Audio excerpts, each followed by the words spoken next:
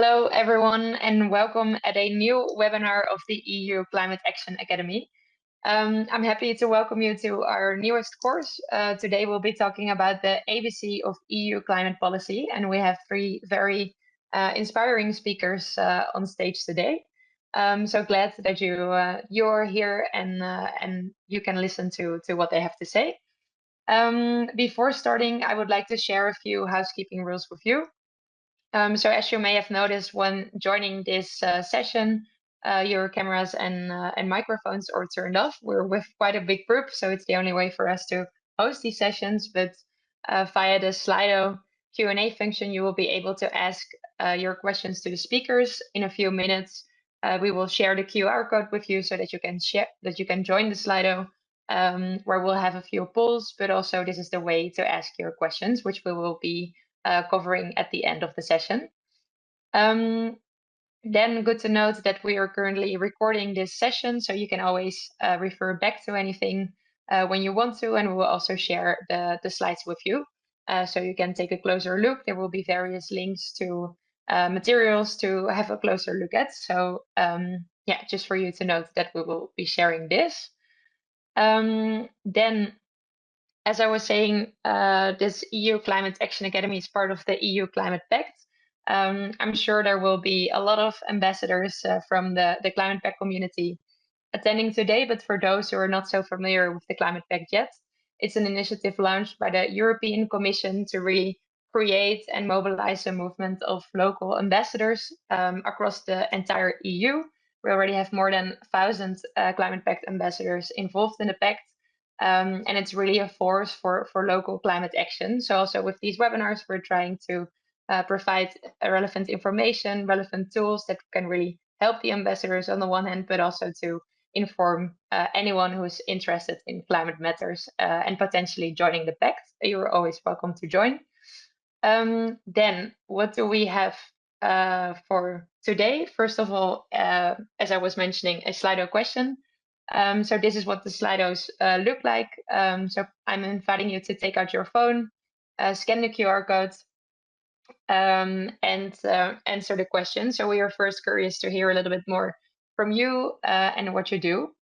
So the question is whether you have a active role in climate action. Maybe you work in this, maybe you're a student that is currently studying climate-related matters. Maybe you're an engaged citizen and you organize local events, maybe even for the pact. Or maybe you're completely new to the topic, you work in a completely different field, but you're just very interested and really want to learn more about climate policy. So I see, okay, we have a lot of people that are already working in climate and environmental policy. That's great.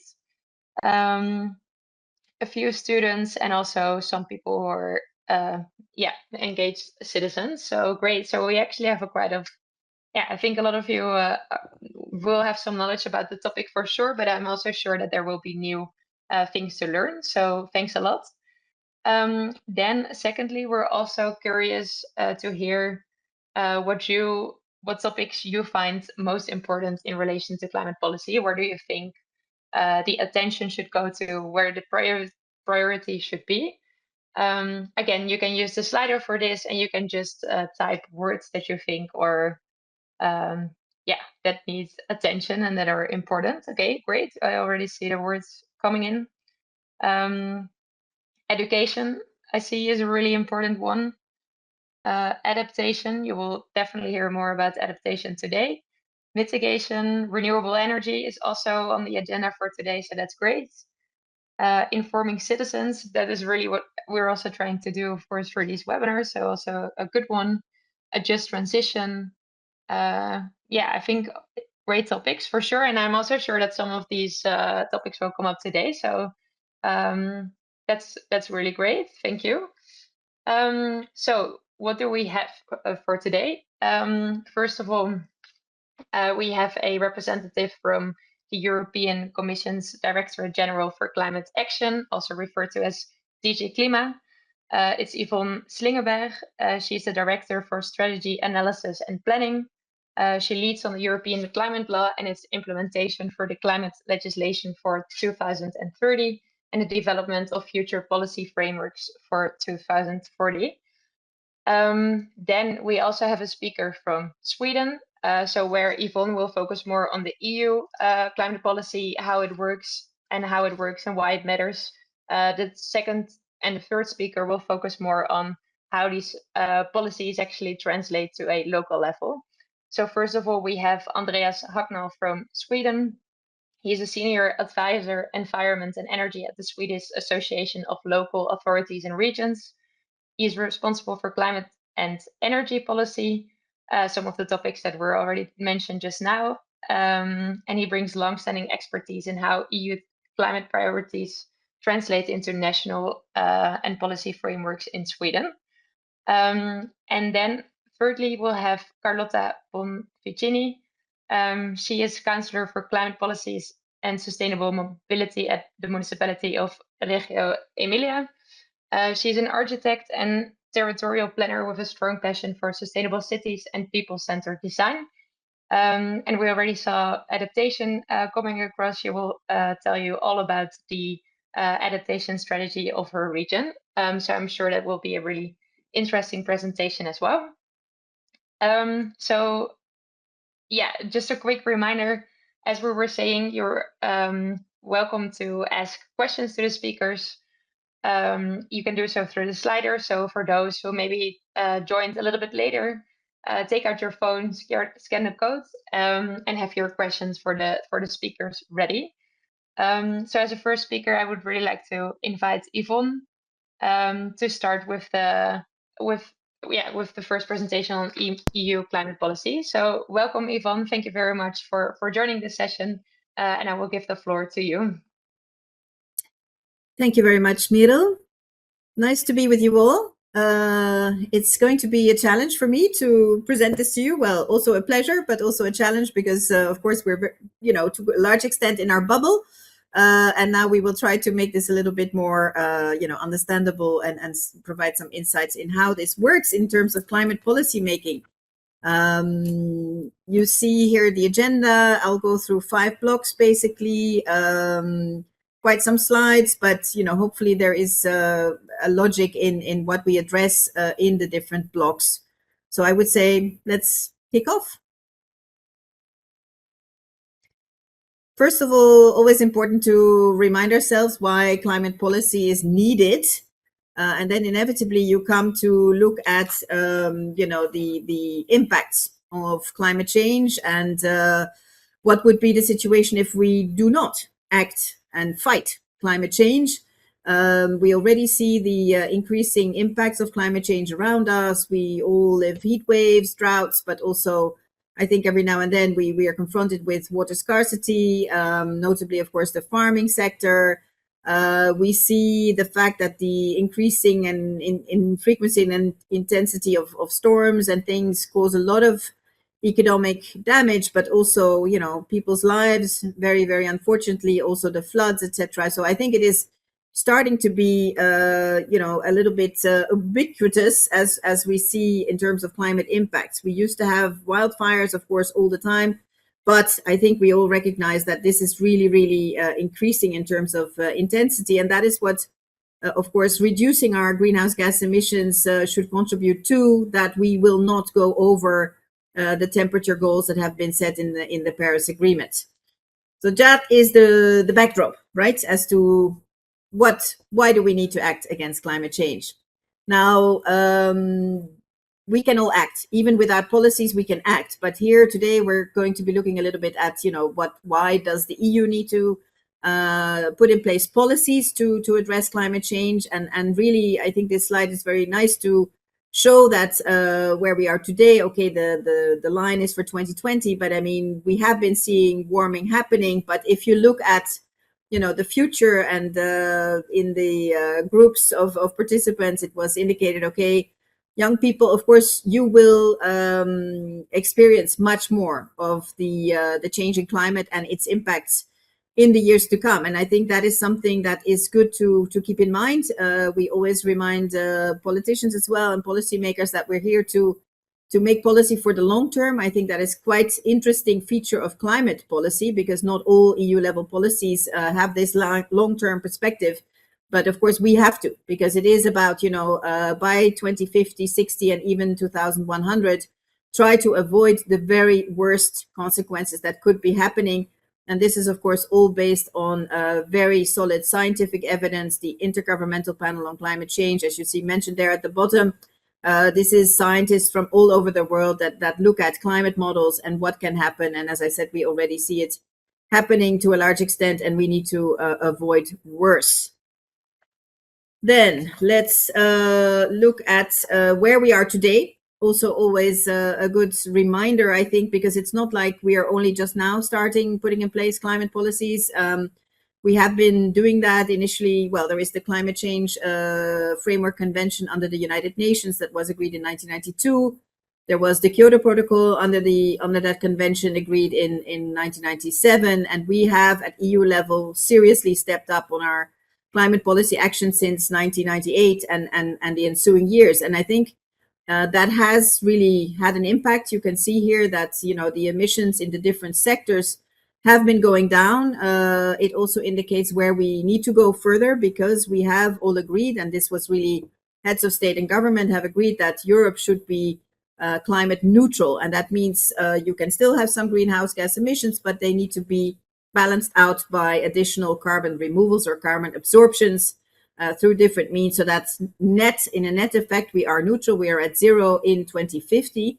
And this is not exactly prescribed by the Paris Agreement, but it is what Europe as a rich and leading region wants to commit, or has committed to, also in a legally binding manner, to try and go there. And it is encouraging, I think, and it's always a good recap to show that, in fact, we are on a good track to reduce our emissions. We're at minus 37% today, but a lot more to do, of course, also very, very challenging, and we'll get into that. But also our prosperity has not really been, negatively impacted. We've still got a growth of GDP.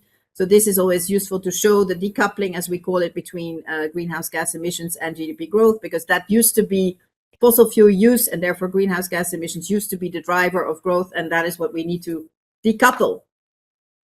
Then let's look at, where are we today? I mean, I started off talking about the climate impacts, but of course we have many, many challenges around us today, geopolitical challenges, competitiveness challenges. So I think where we are today in 2026, we are all realizing that, there is a big investment need into our economy. We need to modernize our economy. There are many, many infrastructure and installations that need to upgrade and make investment decisions.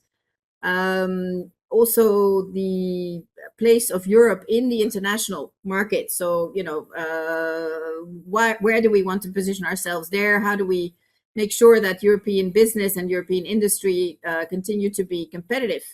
And I think now with the, already for quite a few years now, the invasion of Russia in Ukraine has, of course, shaken our energy situation. We were quite dependent on imports of gas from Russia.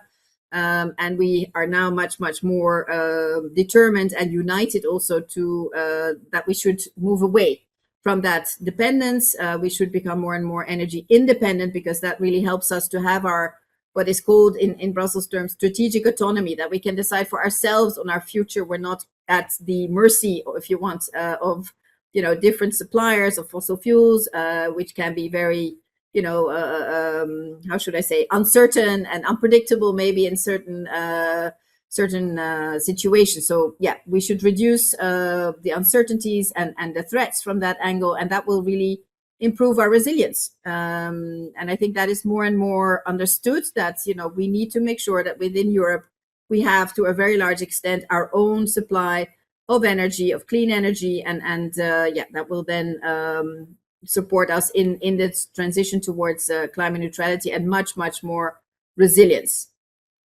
Now, you see here 2024 to 2029 is the second mandate of our president, Ursula von der Leyen, who you see there in a light beige jacket in the middle.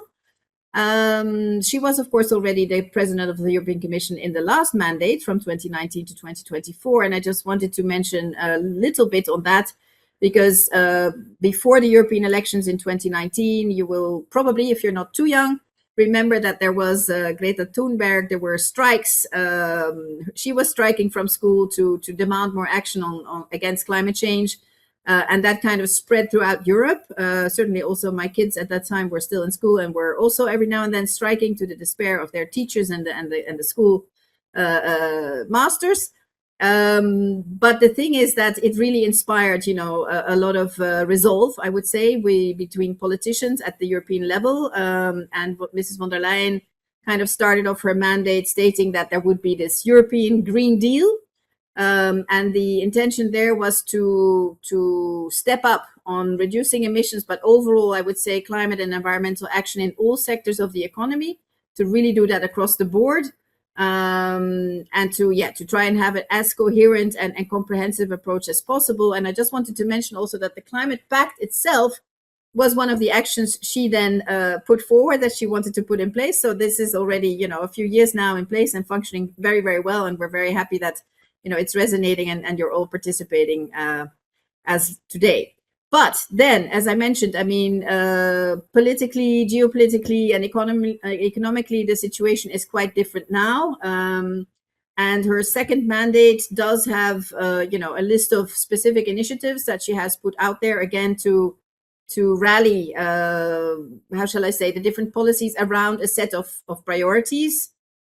She has very clearly stated that we are not abolishing climate action or climate policies. We will focus very much on implementing what has been agreed in the previous mandate, and that was this ambition to reduce greenhouse gas emissions by 55% by 2030, also known as the Fit for 55 package of measures back then, and that we would propose, as foreseen in the European climate law, a target also for 2040, because we have currently a target for 2050, climate neutrality. We have targets for 2030, but there was a need also to set a target for 2040 so that we really give predictability to the different sectors and notably business in terms of investments, that they know, what kind of emission reduction target we're aiming for then. It was very much underpinned by, as you can see there, focus on competitiveness, focus on how to accompany and support industry, notably in this transition. To target different instruments, funding instruments, but also legislation towards targeting the investments in their modernization, but also in their decarbonization. Merel already mentioned at the beginning, also an important initiative for this mandate will be a new climate adaptation plan at EU level. We have been working on adaptation together with the member states already for quite some years, but now there will be a new integrated framework on resilience and climate risk assessment that should come out in the autumn. So also legislative, which is quite going to be a new approach. This links to a strategy that has already been put out in terms of EU preparedness. And there again, it is all about, if you want, I was going to say threats. The threats from the war, from the very volatile geopolitical environment, and the fact that we're calling on citizens, but again, also economic sectors, to think through their preparedness and to try and target the EU level policies and instruments towards supporting and enhancing that preparedness.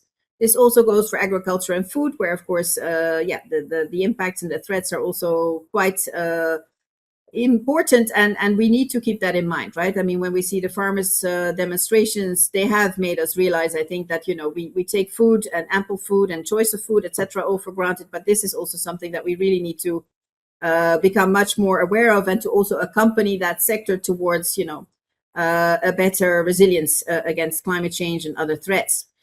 Now, presumably you've heard about simplification. There is a strong call from, again, business to say, look, there have been so many different legislative initiatives, so many rules at EU level. It's too much. There are overlaps. It's too complex, too detailed. So there has been a commitment also from the side of the president to say, yes, we will try and simplify. My own boss sometimes call it regulatory hygiene. To look back, okay, what we agreed, of course, different directorates general putting out their legislation, also the co-legislators in the member states, in the Council and the European Parliament do not always have the complete overview. So let's try and simplify things. Let's reduce bureaucracy and thereby also reduce administrative burden and costs, of course, related to that. And that is an important work stream that is currently happening. Now, the last one is there is a new European Democracy Shield. And I think we can come to this slide, but I just wanted to mention that under that Democracy Shield,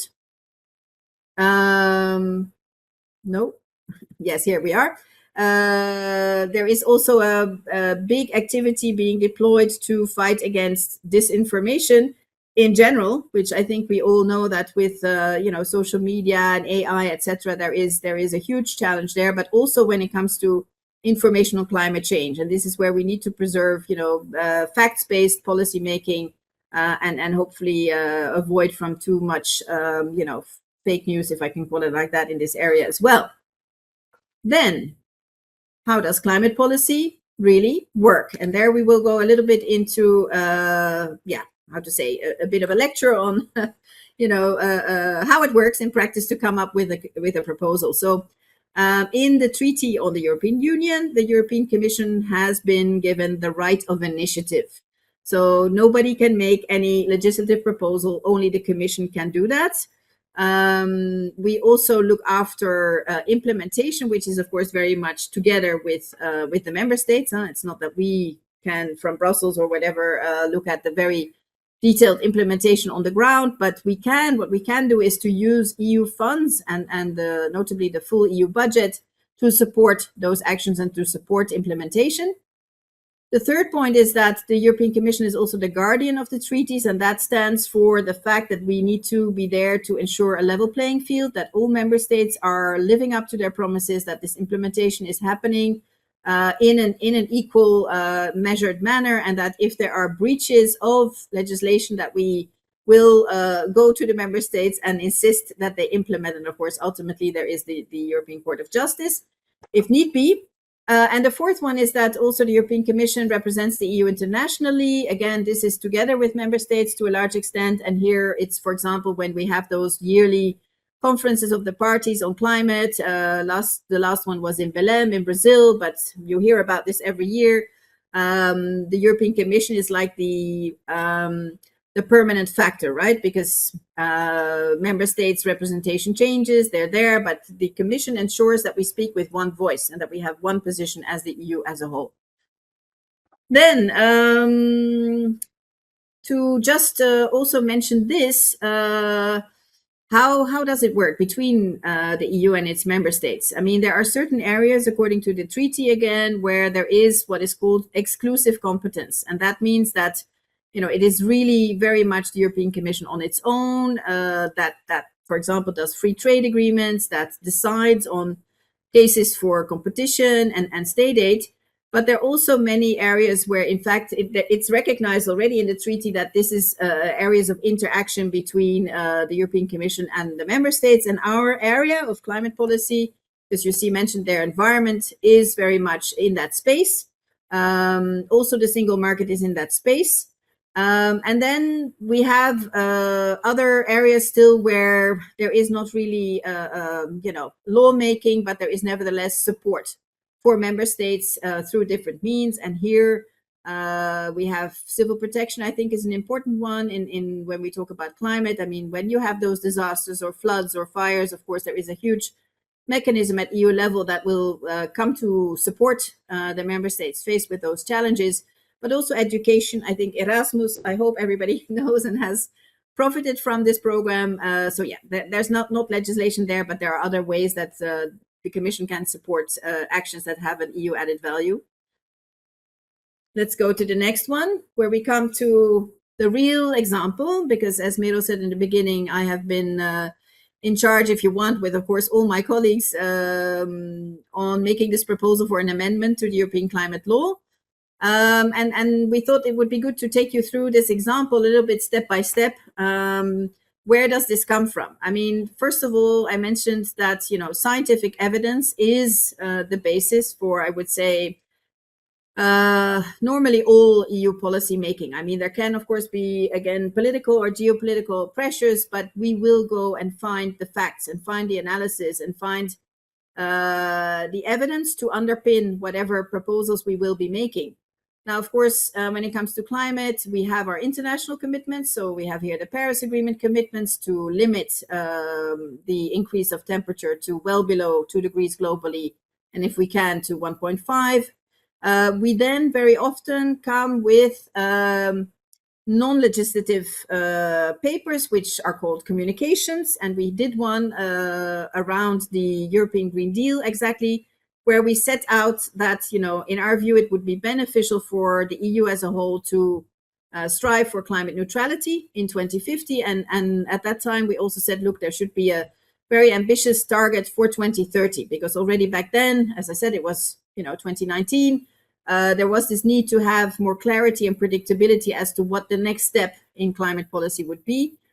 But I think also very important to keep in mind that these are so impactful decisions, because I'm sure you all recognize that, you know, climate policy is not a little silo or a niche. It is transversal across the whole of the economy, across the whole of society. So it is really something that heads of state and government should be considering and discussing and deciding. And that is where you see this reference to the European Council. This is the meeting of the leaders, of the heads of state and government, that happens very regularly. And in fact, most of the times they meet, they discuss, and then they set already the direction. So on the basis of more strategic, more political papers, they can already delineate, okay, Commission, please, you know, when you make your proposals, look particularly at this or that, or try to balance out this or that trade-off, or, you know, for us, this and that is the most important, which helps us because it really already gives a direction as to what will be the likelihood of a Commission proposal then being supported in the end. Now, of course, once we have all that, we work very much on what we call impact assessments. This is a lot about, you know, what are the different options, what are the different technologies, and very much also related to that, what are the economic, social, and environmental impacts, so costs, but also benefits that we need to look at in order to inform the decision making.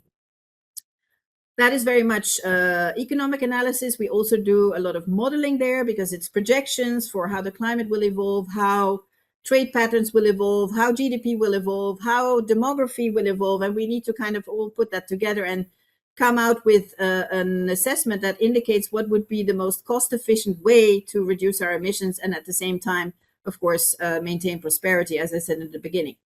Now, a very important part also here is public consultation. There is, in the sequence of the proposals, a clear path for open public consultation where everybody can, on the basis of a questionnaire, give your views, also position papers. Anybody in society can really participate there. And we have not only the obligation and also the pleasure to then study all of that and take it into account when we make our proposals. Then a Commission proposal is put forward. We did put forward the climate law back in 2020, I think it was, on the basis again of this European Green Deal. And that is then adopted by the European Commission as a whole, which is the College of 27 Commissioners. That proposal then goes into a procedure which is called the co-decision procedure, where the member states in the Council and the European Parliament, on the other hand, need to come to an agreement. In this particular case, it was very quick. Also, because the law is not so long, there are not so many details, but it was mainly around this objective of climate neutrality in 2050 and the 2030 target. And since there had already been endorsement by the European leaders, you know, okay, you still have a lot of discussions, that's for sure, because of course it matters what the legal text really says, you know, so it did take a little bit of time, but I think it was a very, very speedy process, and there was agreement in summer 2021.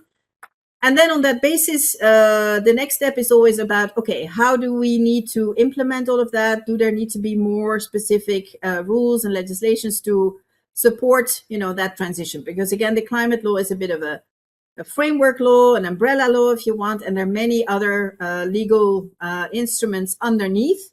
And we will come a little bit to that now in the next slides.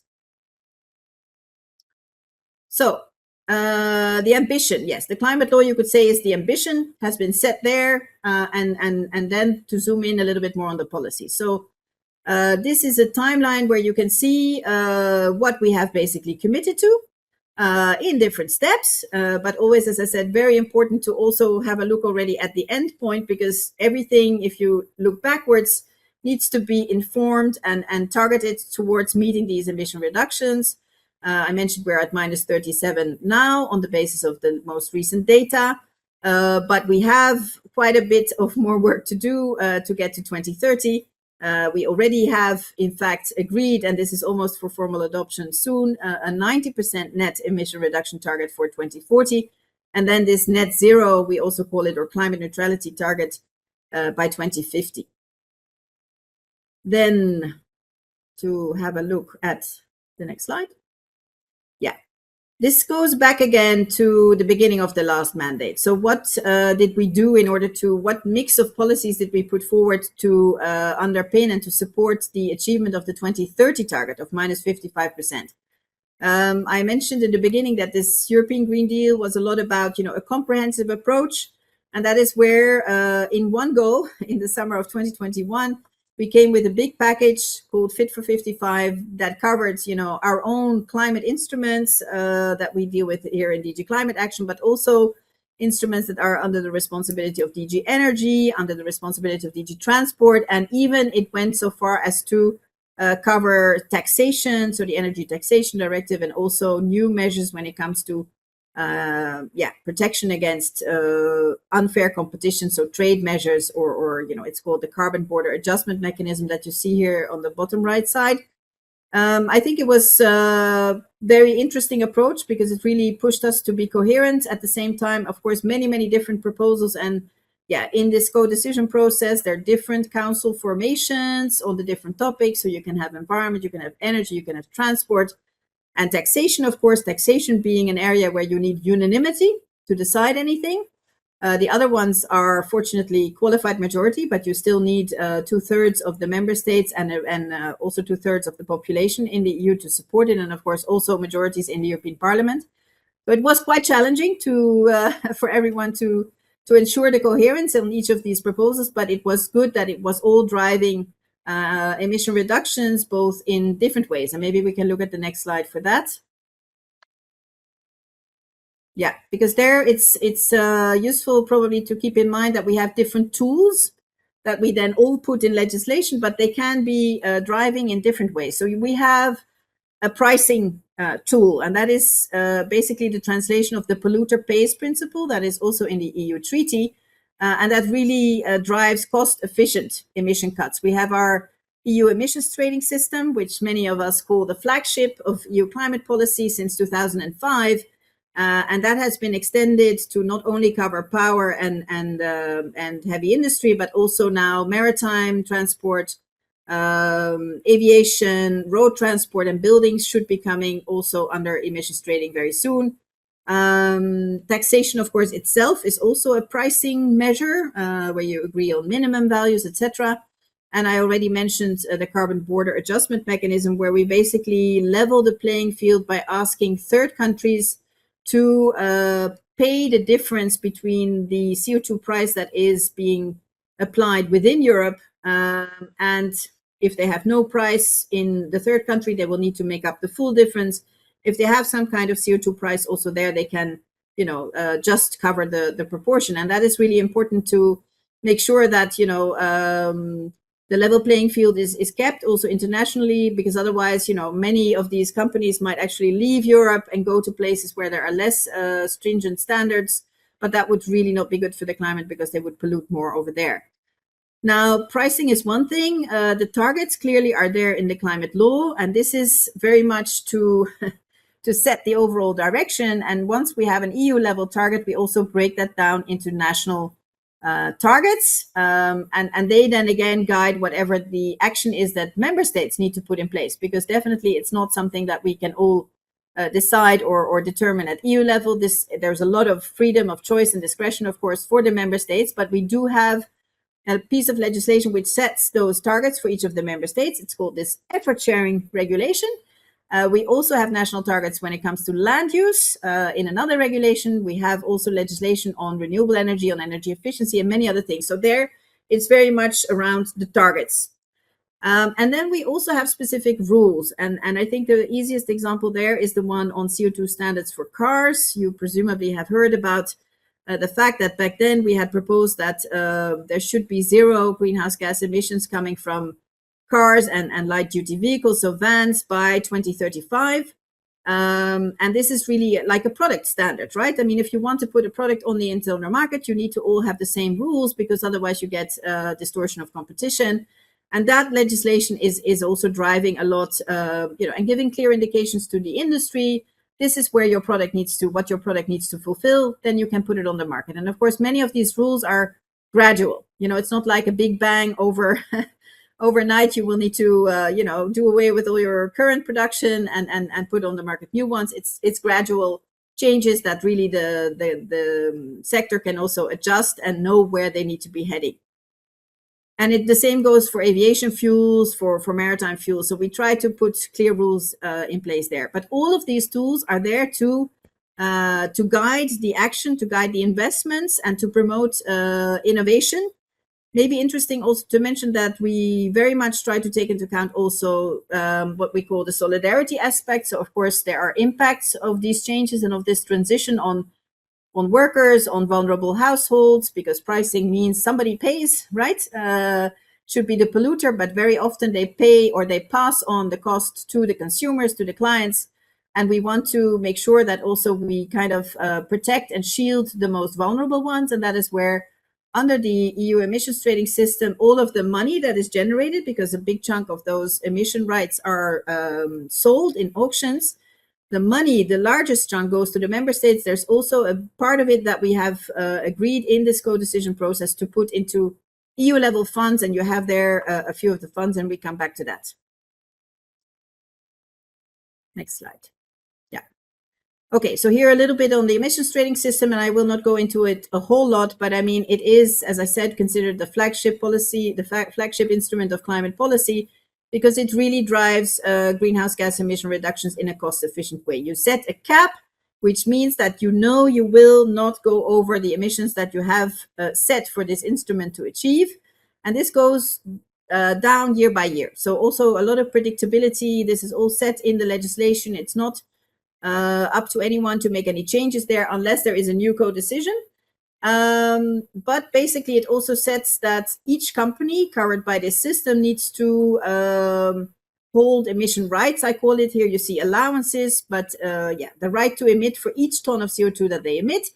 They are then free to decide. I mean, it's not every plant or every installation that needs to, in the end, become zero emission. They can decide, okay, am I going to innovate in this installation, or am I rather going to, maybe close it and decide on new investments. It is a very flexible instrument, and that is really what ensured also that the industry itself supported the instrument. It's not a top-down regulatory approach. There is flexibility. It covers a big chunk of the EU economy, and that is what has been very successful, because in fact, I think we are at minus 50% of greenhouse gas emissions in these sectors. So the power sector, the energy sector generating power, and the energy intensive industries, and that in 20 years. So that's really impressive. Of course, mainly driven also by increase in renewable energy, more energy efficiency, I think notably after the invasion of Ukraine, etc. And then the other very interesting element, I just mentioned it, is the fact that this system, by selling these emission rights, also generates revenues. And you see here a very big figure that we have over the last 13 years, generated almost 250 billion euro, which can then be channeled back into innovation, into supporting different parts and sectors of society. Next. Yeah. So what is happening with this money that is generated? Well, we put it into a fund where we support innovation. All of the money in that fund is coming from the ETS. This is a fund that is accessible to everyone. It's basically directly for companies to apply and to show that they have an investment they want to get support for, very innovative investments, breakthrough technologies, clean technologies, etc. It's been running for a few years, and it's very, very successful, but it's based on excellence. So you have to prove that you have the best project and that it's also best value for money. Then there is a modernization fund, and this is really put in place, again, in the legislation for those member states that had an additional challenge when it came to the transition in their energy sector, because they had a lot of coal in the past, and everybody recognized that this was going to be more difficult for them. So part of the money is put in there so that, there can also be projects proposed by the member states themselves on how to, increase renewables, improve the grids, increase energy efficiency, and all these kind of things. But renovations can also be a candidate. Now, the rest of the revenues, well, maybe I should mention the Social Climate Fund first. It is coming together with this new emissions trading system that will apply, that will put a carbon price on road transport and heating in buildings. 25% of those revenues will go into the Social Climate Fund, which is really there to support the more vulnerable parts of those actors that are going to be covered by the system. So that's lower income households, SMEs.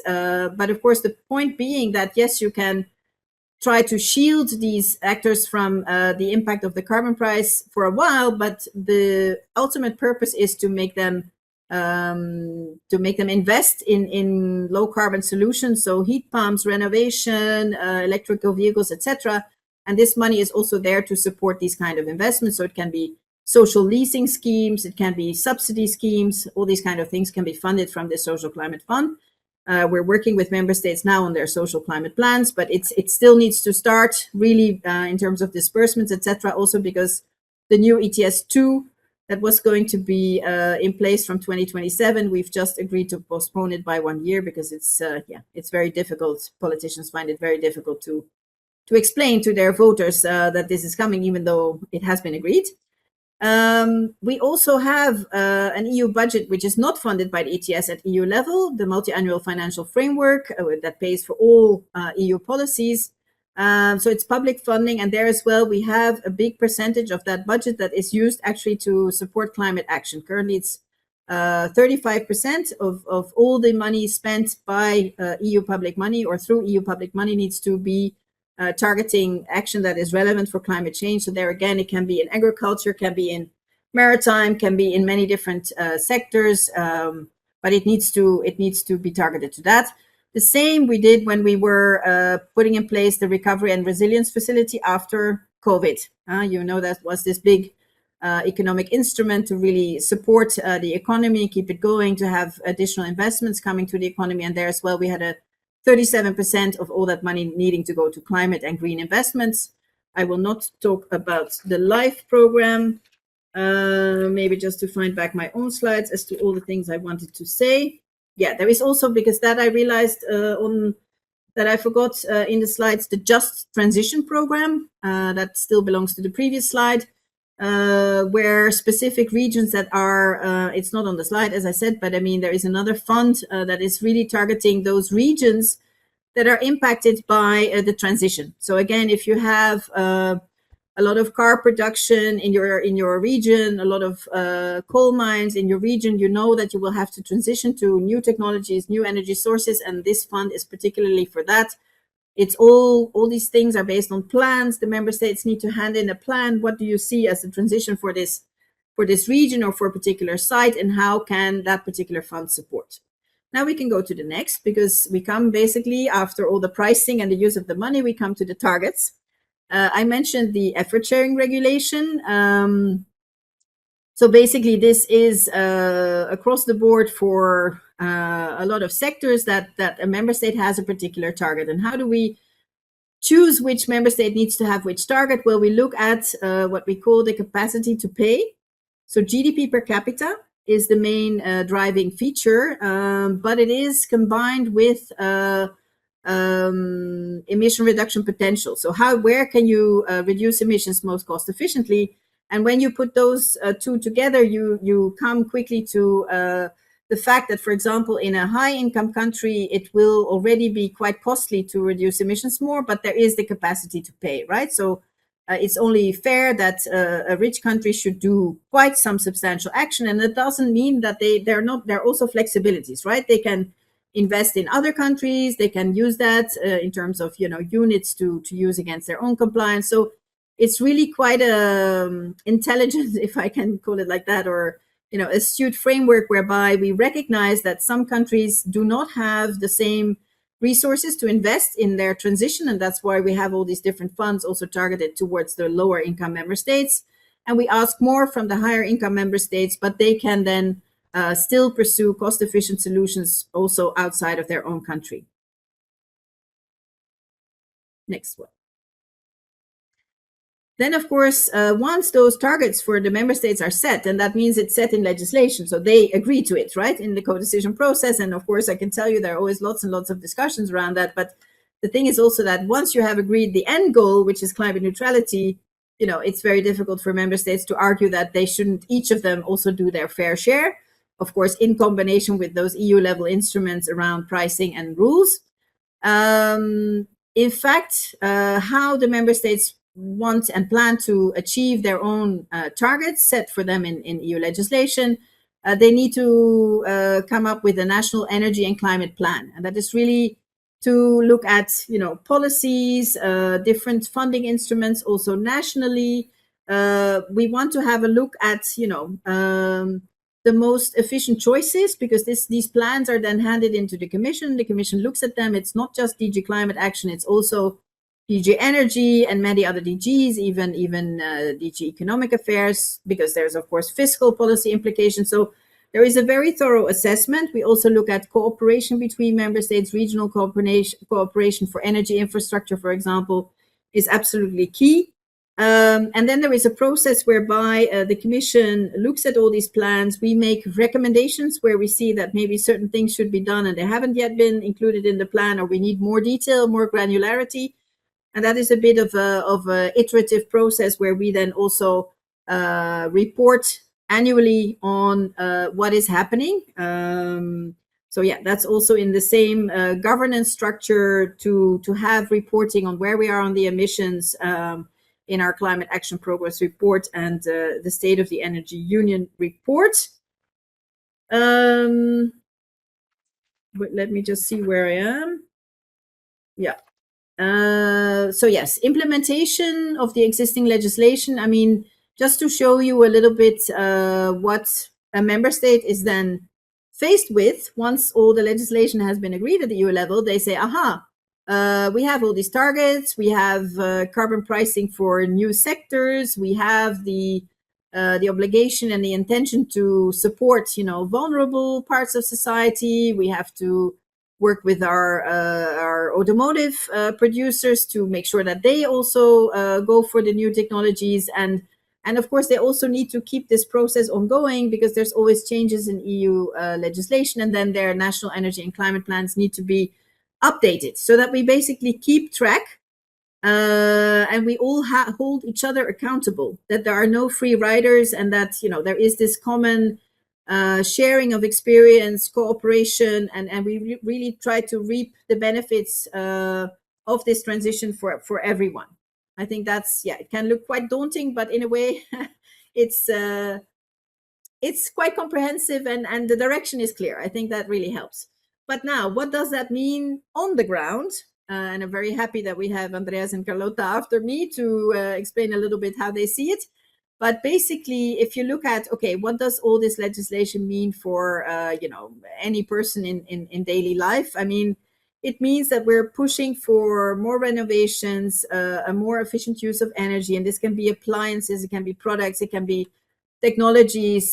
These days, we talk a lot about electrification because using electricity or generating electricity is much more efficient than the use of fossil fuels. So that in itself is already a more efficient use of energy.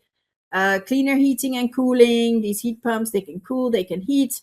And all of these investments will mean that, in fact, we will go for lower energy prices in the mid to long term. And why not already today? Well, if you look across Europe, we have member states that have already made a lot of progress, and in terms of low carbon energy. In the Nordic countries, you have a lot of biomass, so there is already, that's also green energy without CO2 emissions. There is a lot of renewables, wind and solar, for example, in the Iberian Peninsula. And that means that this is low cost energy by now because the technology cost has really come down. and that means lower energy prices for all of us.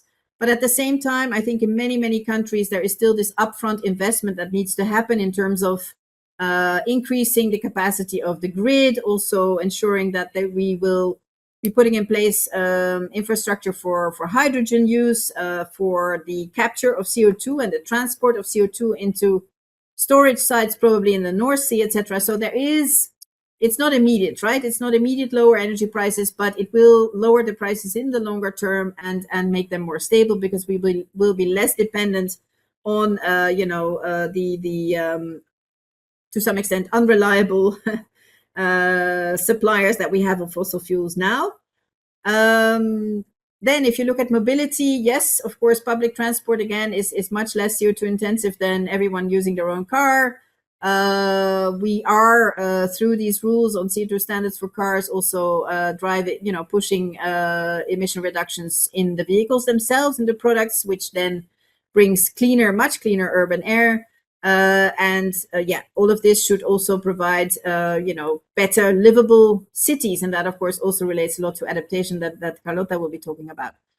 At the same time, the impacts on jobs. I mean, yes, all of this transition can generate a lot of new jobs when it comes to renovation, the generation of renewable energy, clean technologies. But that also means that most likely there may be people currently impacted by, the fact that if you work in a combustion engine using car plants, that you might need to be reskilled to see that you can also work with electrical vehicles, or you can, think of miners that can be reskilled to work in renewable energy. I think that is actually happening also in many places, and to really look at, how can I look at local investments, local innovation to basically, increase prosperity for all. So in all of this is in principle, as I said, in the National Energy and Climate Plans, member states planning and setting in place the policies to make it happen. But of course, the actual implementation on the ground is very much done by cities and local authorities.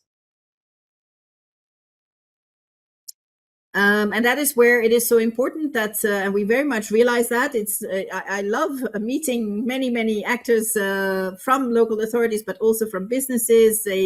We do have very much an open door policy to meet anyone who has either concerns, has good ideas, also always very welcome. Of course, there is a limit. We can't spend all our time only meeting people, but there are these instruments or how shall I say, initiatives that are there to also facilitate this interaction and this dialogue.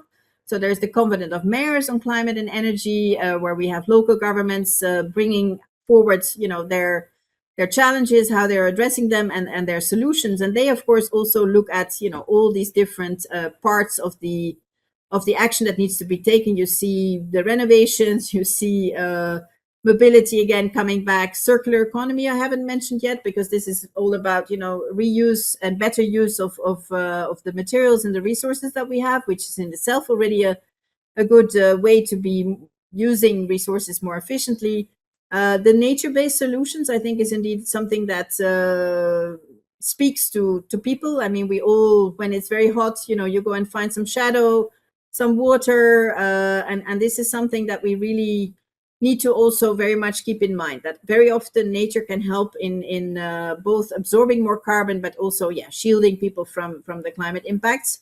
The just transition, how do you then, look at the reskilling, where the needs are, how do you shield those that have the impact from the high prices in the beginning, how do you work with them towards, making the necessary step to putting in place renovations, insulation, and ultimately maybe a heat pump as well. I mentioned the social leasing program for electrical vehicles. All of these things is really something that is the interaction between national level and local and regional level on how to really see what is best in different places. So there are some other instruments or work streams also ongoing. A big part of the European budget is called Horizon Europe. It's budget meant for research. And I think in the previous mandate of Mrs. von der Leyen, there was this idea to set up missions. And the missions is really to kind of make this money that is meant for research more policy relevant. So to say, let's try out, certain types of actions, and let's share our experience in this area. Let's use lessons learned, best practices. And we have one mission on adaptation to climate change. So to really test in reality, what do you need to do in order to become resilient to climate change, understanding the risks, looking at different pathways, different actions, and in particular also, innovative solutions. And then there is another one. Well, in fact, there are 5 or 6 missions all in all, but there are 2 that are relevant for climate, or more relevant, I would say. It's this one on adaptation, and it's another one on cities, where, if we can get the next slide.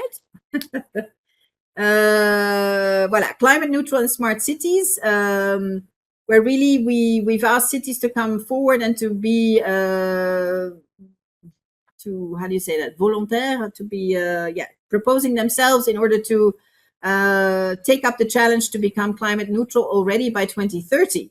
So that is, of course, extremely challenging. These missions started beginning of this decade, but it is a very good laboratory, if you want, to discuss all the different actions that cities are taking, and to really also showcase that there are actors leading there, that they can also share their lessons learned with others, so that we're not just in a theoretical context. A lot of things are already happening on the ground, and that is then supported with EU money also on these initiatives. So that's a very interesting use, I think, of what was always research money, so more for academics, but also for innovative technologies, etc. And here it's about how to do that, how to use these innovative ideas on the ground in cooperation with local and regional authorities. Now, we're coming to the end, just to talk a little bit about how to get involved, because that's, of course, also what we're doing here in this webinar, in this academy session. We are convinced that participation is super important. It really enables us to have all the evidence. I mean, yes, we have a lot of means to gather evidence ourselves, but what is better than experience on the ground, having tried things, expressing concerns, expressing solutions, good ideas. So that's definitely, we're very keen to tap into that. And I mentioned before all the different tools that we have to have you participate. It, of course, also really helps on the legitimacy side. So on the ownership, on the acceptability of the different policies, that we can explain things, that we can explain also the trade-offs, that citizens and local and regional authorities understand there is a way for them to be heard, that there is this dialogue. So legitimacy, I think, is maybe even the most important, because, of course, no policy, will have any success if there isn't the common, support to do this, and to through ups and downs, make it happen. It's not an easy area to reduce our greenhouse gas emissions and to increase our resilience. But, if there is this common resolve, and if we have this dialogue and sharing of good ideas and how to overcome challenges, that is absolutely crucial. And of course, it will then help, the stronger implementation. And also already when we make proposals, if we try and if we're able to take into account what has been experienced already on the ground, and maybe tailor our support instruments to that, like, for example, with the Social Climate Fund, we know full well that, an additional CO2 price on what has been already rather high energy prices is going to be difficult. So we need to share information, share awareness. The ones that have middle high incomes can probably, decide on their own trajectory for renovations, or, again, shifting to an electrical vehicle. But there are also parts of society that need support, so that we maintain the acceptance. Now, there are different ways to participate. I mentioned the open public consultations. It's called the Have You Say Your Say platform. I hope you already know about that. So any policy proposal, legal proposal at EU level has to go through these steps. So I think you can even get a notification when there's new things published, so that when it happens, and you can actually give your views in that open consultation. When there are already specific legislations in place, or there are specific sector approaches, for example, being developed, we also have structured dialogue. So again, you can think of, dialogue with the farming sector, but where we, of course, then also invite academics, we invite NGOs. It's not only the farmers, we need the broader picture. But also youth dialogues, I think, is a new feature where there's also was a real insistence by the president that we should have that. And of course, if you think back of one of the early slides, how much it's going to impact the younger people, this climate change, I think that is also a very relevant idea. There are implementation dialogues to really also have an open ear as to what are the difficulties that people are experiencing in implementing specific legislation. So there is this, there are different tools.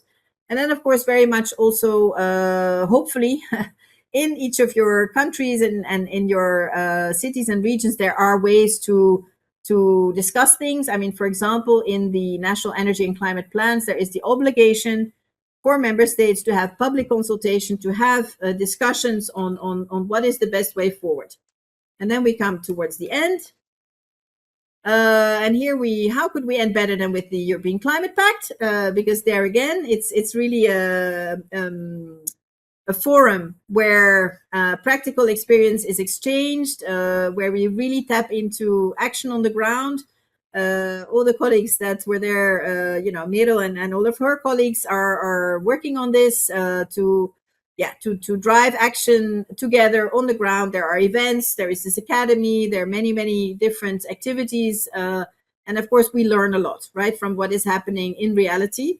I think that's super useful to spread the news and to spread the fact that there are very good solutions. We need to support each other, and we're always encouraged by the fact that although you might not always think with all the geopolitical turmoil around us, but there is still a lot of support for climate action. And that is important that we bring it, that we don't hide it. We still talk about it. We talk about climate action. We talk about, climate disinformation, how that needs to be brought out and to, of course, bring the facts to the table and the science to the table so that we can really have this trusted and open dialogue about, the actions that can be taken, the challenges and the commitments that we have taken together, and how we can make these work in practice on the ground. So I will leave it there, and very happy to hear Andreas and Carlo. Thanks. I hope I wasn't too long. No, well, I mean, I'm impressed by the amount of information that you provided with us, taking different angles and sharing so many insights. I see a lot of hands and hearts, so thanks a lot. And we also got a lot of questions. So please, stay until the end so that we can forward some questions from the audience. I think everybody really enjoyed your presentation, and there are some really good questions. So many thanks for this. And indeed, I think it's a great opportunity to invite Andreas to the stage, who will have some more insights on what is happening in Sweden. So Andreas, thank you very much for joining, and I will pass on the word to you. Thank you very much. Quite impressive to see all this policy working on at EU level. So my contribution will be to bring some insights from how this EU policy is implemented at a national, regional, local level, with some concrete examples of the implementation and citizen engagement. So you can switch to the next slide. But I'll start by saying that yesterday evening, I went to this neighborhood meeting with the representative of the city, trying to explain to people living in the neighborhood, why are we, who used to have 1 or 2 bins for collecting garbage, why do we need now to have 4 bins to collect also plastic and metal and paper and glass just by each individual building? And it was explained, well, the city has is implementing this system, and it's due to national legislation. And the background is, as you know, EU legislation saying that we should increase the recovery of packages until 70% of the weight till 2030. So that's a very concrete example of how things from starting at EU policy ends up in your neighborhood. The atmosphere was quite friendly. It hadn't been that in all parts of town. I'm based in Stockholm, but still so. Okay, I'll start by giving some examples and starting points from a Swedish perspective. We've had favorable conditions in the way that for some time we've had quite ambitious national objectives, quite inspired by Rio, Agenda 21, Agenda 2030, by the work of the UN, and lately also by the European Union. And this has translated into like a political challenge also to local and regional level, with the most of municipalities having their own climate objectives and climate plans. Not all the smaller ones due to economic problems and staff, etc.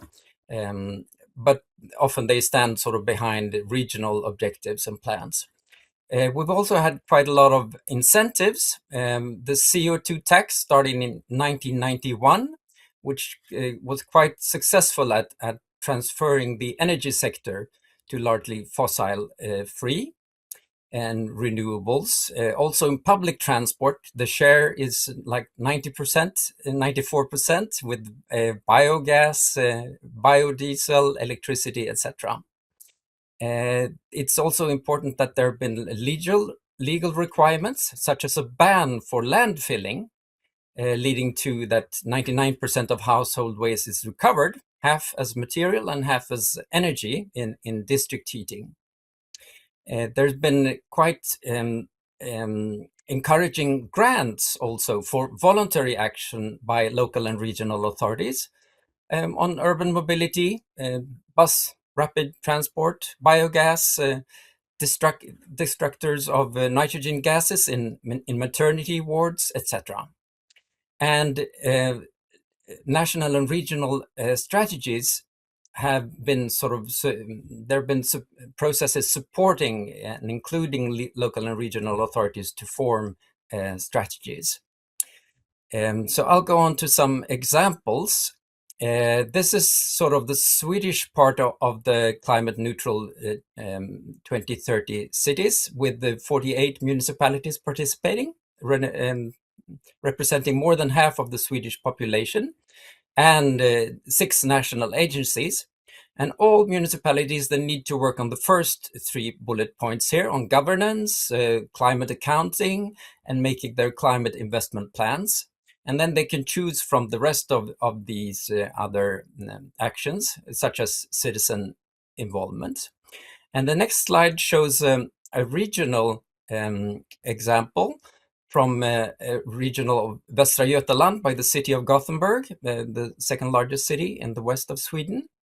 There, the region has been quite active, engaging all 49 municipalities, choosing sort of concrete climate actions from a list involving residents, working with sustainable travel, circular work, and circular flows of clothes, furniture, etc.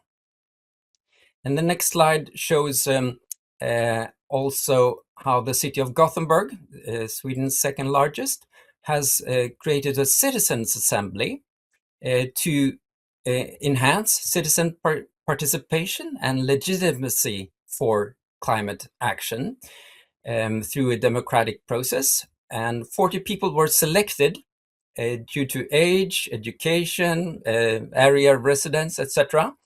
And they ended up giving 6 broad recommendations and something like 30 actions. And some of these proposals are followed up in the budgets of the city.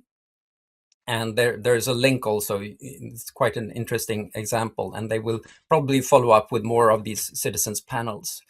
The next last example here is Uppsala, the 4th city in Stockholm in size, working with local business and academia, also to transform society, working with energy, transport, construction, and workplace emissions.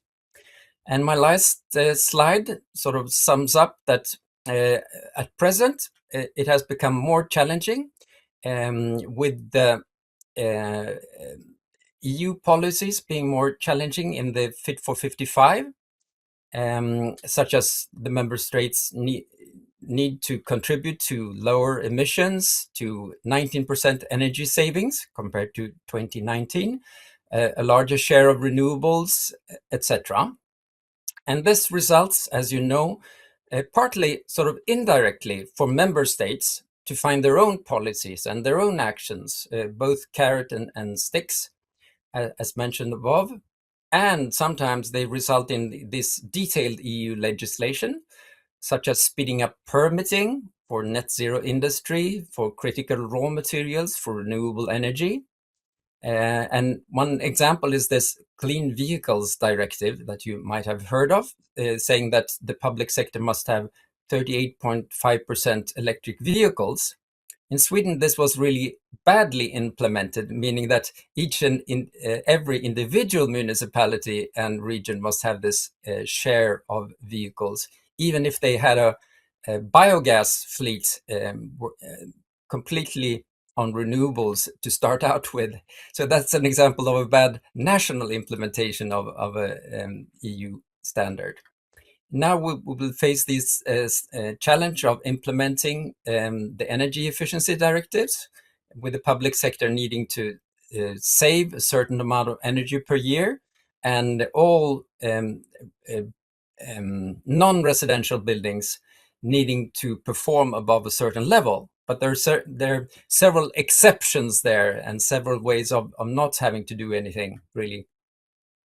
So the brief conclusion is that definitely this EU policy is affecting us both directly and indirectly.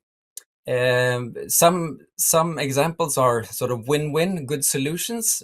Others are rather challenging and performing and leading to backlash and also in public opinion.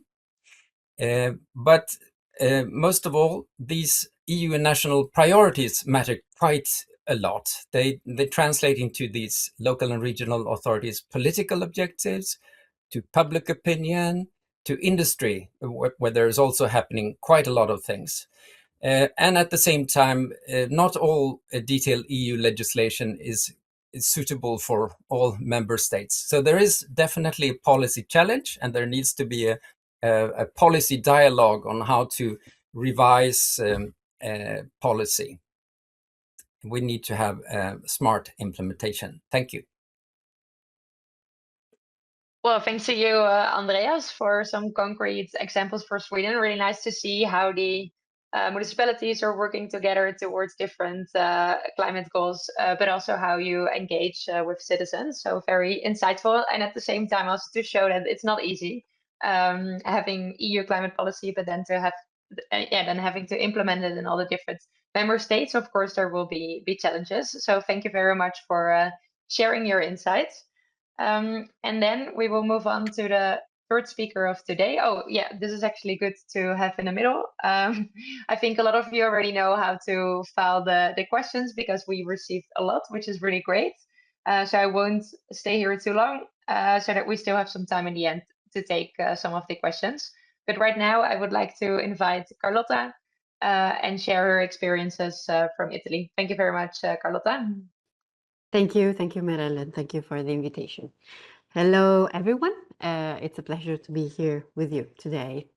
Reggio Emilia experience that I will introduce today is fully aligned with the EU mission on adaptation and climate change through Horizon Europe, particularly cluster number 5.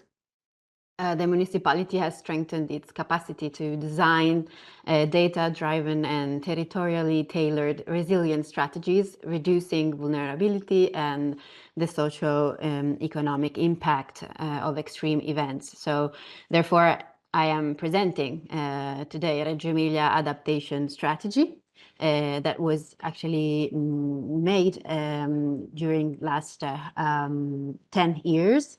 And to understand how climate is changing in our city, the municipality of Reggio Emilia produced a document summarizing the results of 2 local climate studies conducted between 2015 and 2017, investigating all the climate variation in Reggio between 1960 and 2014, and also its future projections, showing the expected climate evolution up to 2100. So moving on, the results of these studies actually made the future. We could actually understand what will be the future climate variability, more or less. So these results says that we, of course, are going to have a probable increase of maximum and minimum temperature, of course, and probably increase in tropical nights, and probable reduction in total amount of participation, especially towards the end of the century. So starting from this data, we focused, and we can move to the next slide. We could focus on what was important to go and investigate for having a complexive mapping of our territory. So the study helped us discovering what we can call local vulnerabilities, which means the predisposition of territorial, economic, social, and infrastructural and physical systems to suffer damages or losses caused by climate change and, of course, the related events. So this analysis was made through this instrument, which is the LEADER flight analysis that goes through vegetation, permeable and impermeable surfaces, the sky view factor which means the portion of visible sky from a given observation point, solar exposure of surfaces, height and slopes, and flow directions and accumulation areas. Thanks to this analysis, of course, we understood which were the most urgent issues and impacts on our land. And of course, this is where heat waves in urban areas, summer droughts and water shortages, and extreme rain events and hydrological risks. This map that it showed here is actually the map of the heat waves of our entire municipality territory, and you can actually see the shape of the urban area, because everything that you see, of course, is of a darker color, is where we have more buildings and more urban tissue. So the darkest spot you see in the middle is at the historical city center. You can see a sort of line going through, and that's the main street that we have, which is Via Emilia, where main of the buildings were built since Roman times. And up north you can see another darkest area, and that's the main industrial site that we have in our city. So this was really interesting because gave us a very clear view of where the spots and the places to go and try to make a better city for everyone. So next slide. Okay, the project that I would like to show you today is called Climate Friendly Parks, which was the first experimental project that was developed after the strategy. So it was actually built on the strategy, and it was, of course, a European project, and that was called City Adapt 3. So this project helped us discover urban forestation as an experimental intervention, trying to put in place new adaptive criteria for our urban parks. So of course, we used the mapping that I showed you before, urban heat islands, and we'll see how usability and livability of the green areas that we decided to choose.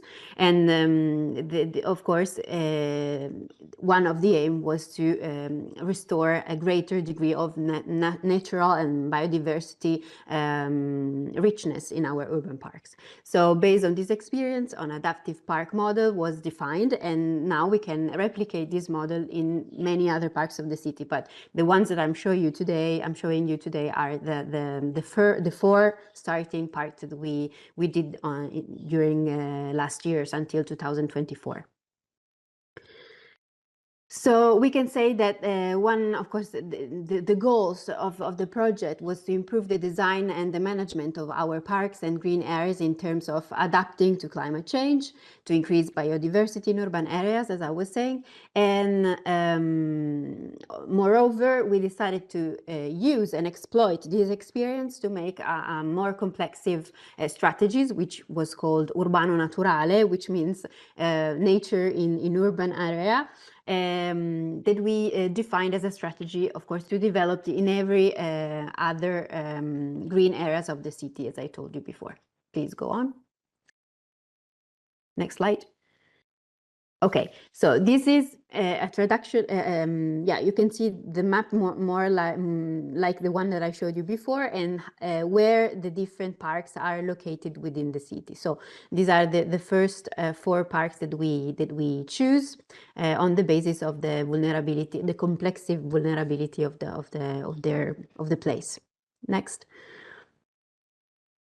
This is the main park, the one that actually is representing all the different elements that we decided to use for climate adaptation and as project elements of the different parks. One is the concept of microforest, which we'll see what they are. The idea of use green hedges on the border of the parks, to use the multi-species meadows in the green areas, to exploit, of course, the usage as a landscape element of trees put in rows to implement also the shadow along the pathways, and of course the element of the wetlands. So how to use water to get also these elements inside the urban parks. So as I was telling you, these are a nice picture of the development of the microforest. You can see how the terrain is treated before, and this is how it looks like after. I mean, of course, these are 2 different spots, but it's the same criteria that has been used. So of course the advantages is that the green is very simple to put and is ready to use. Can be used also in very small urban areas. Now we use it, for example, also in street intersections. For example, you have economic benefits because you don't touch it anymore. Once it's done, you close it. You can't go through it, and it's also, you don't have anything to do. So it's also economically good for municipalities not to have to work and to touch it too much. And of course, this increased biodiversity. So the characteristic, you can see them here. It's very dense, and you have more than 30 different species, and it's low maintenance, as I was saying, and the growth is very, very rapid. So here you see other examples. It's called the Miyawaki method because it was a Japanese landscaper that developed this method, and we tested it, and we really see that it was working, and we think it's a good method to replicate in our city. Then, as I was saying, the idea to work with the green hedges along the parks. So it's a fundamental element, also from an ecological point of view, due to its capacity to increase biodiversity, and it's also indispensable for ecological corridors and in very high environments with a lot of with the presence of human being, of course. So it's a multi-specific plant structure, irregular plant distances. You can put together, there's the coexistence of different species, and we decided to choose mainly native species, but you can actually try to put together also different origins from a naturalistic point of view. It's spontaneous, and you don't have we decided not to have formal linear trend, and it's also multi-layered vertical and horizontal development. So at the same time is low maintenance requirements. Next. Another element is the multi-species meadows. It's a typical element in the economy and the landscape of our territory. So here in where we produce Parmigiano Reggiano, the famous cheese that you probably know, and it's always low maintenance, and it's also very important for biodiversity because it's characterized by the presence of a lot of flowers, different flowers and different species. Next slide. Okay, and then as I was saying, the rows of trees, we decided to keep it as a formal element for parks because we of course also needed to put shadow next to the pathways and next to the area where kids play, so in the playground. So we decided to leave these as a formal element for adaptation in parks, even if it's very traditional. Okay, next slide. And then the wetland, which is more complicated. We developed this element only in one of the 4 parks because it was, you can see from in the picture in the bottom, we managed to canalize the water from a canal that is running outside the park. So it was also very interesting to study this with the engineer, and we decided to try to divert the water stream into the park and to make it as a part of the park and something that is visible. Otherwise, people couldn't really experience the presence of the water, that was actually hidden in the trees. So, next slide. Okay, so another interesting thing is that thanks to the project, we also are monitoring the situation with a monitoring station that analyze the humidity, the rain, and evaluate the effectiveness of all the interventions that we carried out. It's of course, it's open source, and every citizen can go, and with a QR code, he can link directly to the station and understand and collect all the data that we are showing in the website. Real time, of course. So next slide. Okay, the project, of course, is finished because it's finished in September 2024. But now we are actually working in trying to replicate this model in different other parts of the city, and it's very appreciated by citizens. And also, as I was telling you, the idea of having microforest in different part of the city, and also like in intersections or in places where you really need to put a lot of nature in a few space, in a little space. It was really appreciated and also very recognizable by people. It became a sort of the landmark for people using cycle lanes, for example, or in the for children going to school in their movements from house to school every morning. So next slide. Carlotta, sorry for a very quick interruption. We are running out of time almost. So yeah. I don't know if you can take one. No, I would go. Minute, Yeah, I would go very, very, very quick. These are the resources that we needed. We used. Please go on. Next slide. Okay. So this, of course, the evidence of Sussex of this project is the impact that we had on quality and livability of public spaces. This had a cultural and technical impact very strong, and also it's an economical, it's a model that economically it's very sustainable, and the experience has already been replicated also in regional level to other cities. Please. Okay, these are we are of course sharing this with all the citizens. And if you want to have more information about this project, we have a specific website page that shows everything that has been done, and you also can find the publication that we did. So it's very easy to understand and to find. Thank you so much. Thanks, Carlotta, for I'm sorry that I was interrupting, but just to make sure that we can also take 1 or 2 questions from the audience, because there were quite a lot. But thank you for sharing this information on the adaptation strategy of the region. I think it was really interesting, and we definitely have some questions for you too. So I would like to invite Andreas and Yvon as well to turn on your camera. I hope, Yvon, that we can start with you for 1 question, because I can imagine you have other priorities as well. So 1 quick question. here we have one on competitiveness. So how does the European Union see the work towards competitiveness as compatible with mitigating and adapting to climate change? You already mentioned something about decoupling economic growth from the decarbonization goals. So, but maybe do you have some more insights? Could you elaborate a bit further how it is, how you see this? Yeah, it's a very broad question, but I think indeed it's the backdrop to the different priorities that we have at European level, right? So, I mean, we are very conscious of the fact that, climate policy is not in isolation. I mean, of course, we need to ensure the prosperity of all of us, of the citizens, and that means that we also need jobs and we need businesses to be flourishing, etc.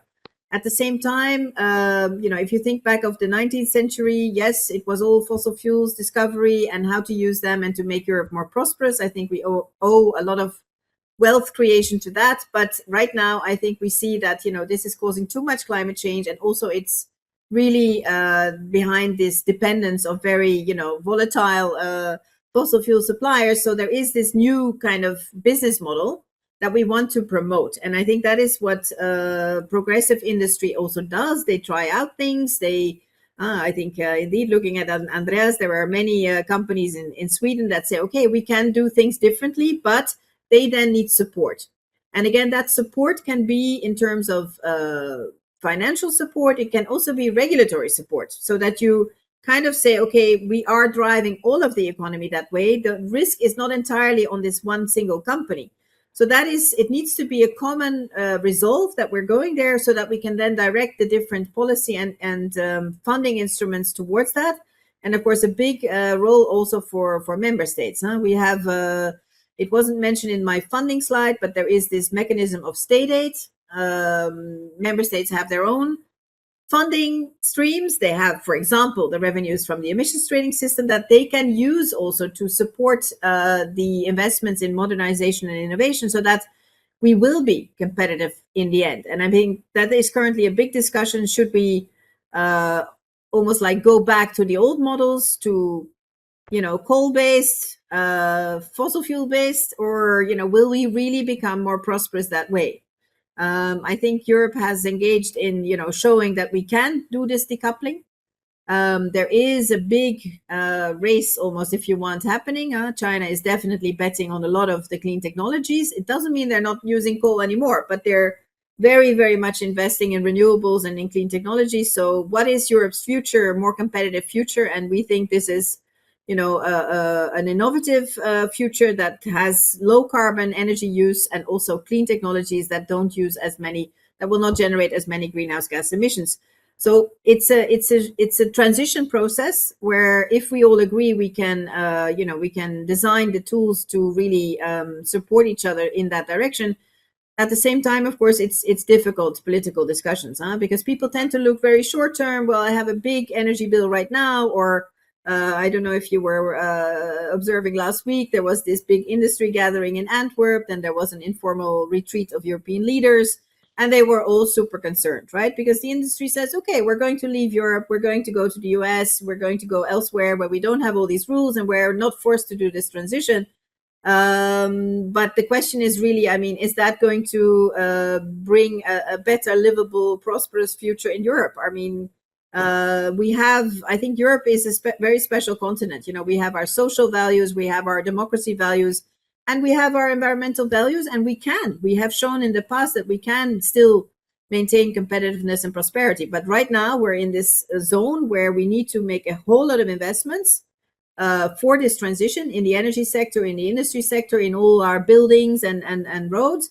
But at the same time, of course, there are all these other challenges, defense, war on our doorstep. So it is not an easy debate for politicians, and even the choices to be made. I mean, it's not like money is completely unlimited. So there are very strategic choices to be made. But if we're clear on the objectives and maybe also the counterfactual, if we go back to fossil, will that really shield us from higher energy prices? I mean, we've seen it in the past.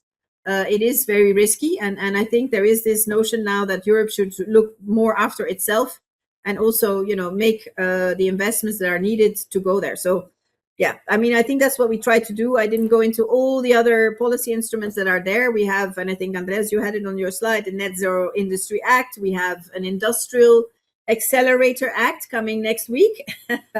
So this is also about creating lead markets. It's about, channeling the funds that are there into the right things.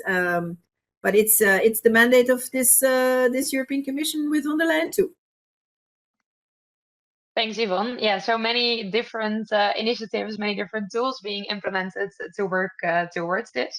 Thank you very much for sharing that, and also for the other two. I can imagine you have other priorities for today. I don't know if you would have time for one question, or otherwise we just go to the closing remarks.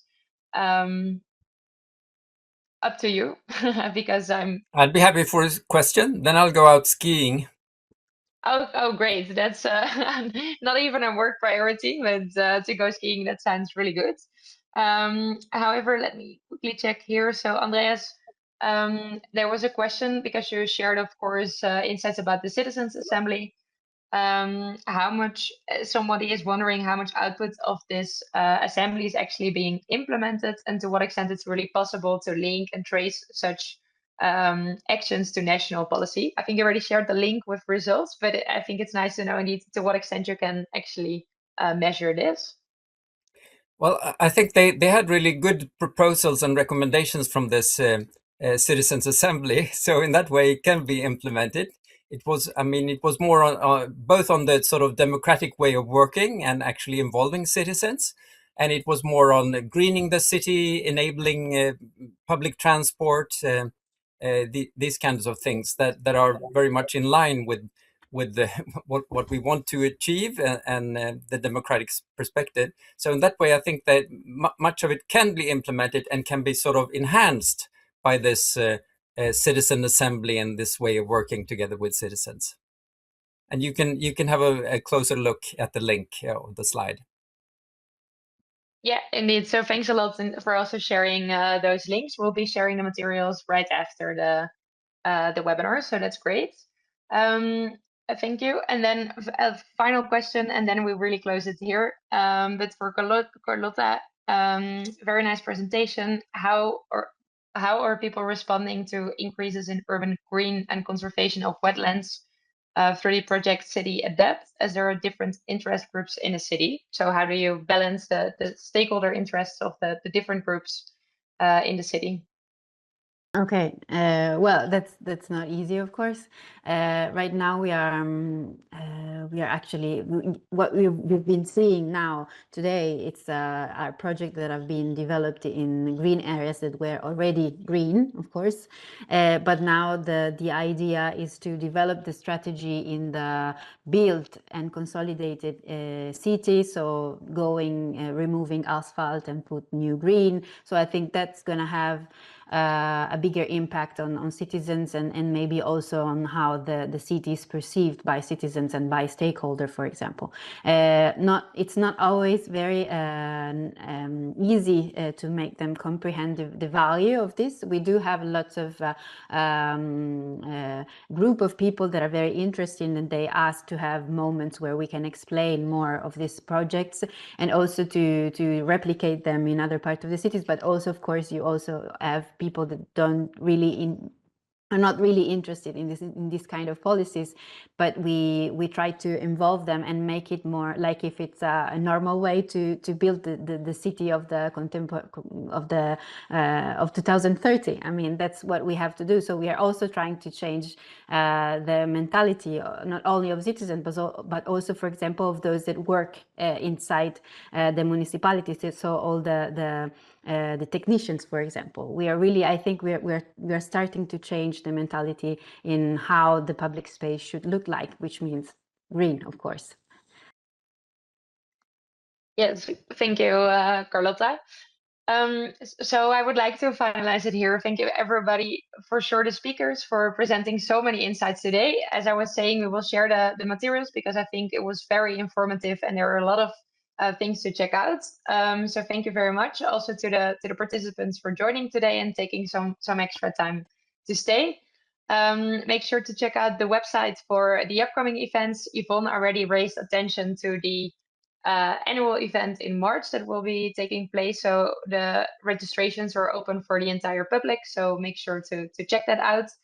And on the 12th of March, we'll have the deep dive on the session, where we'll have a simulation game to really understand how the different buttons that can be pushed. I think Yvon told about many of them today, actually, how they impact, how they have an impact in real life. But that's for the 12th of March, so make sure to also be there at the 12th. And thank you very much for joining today.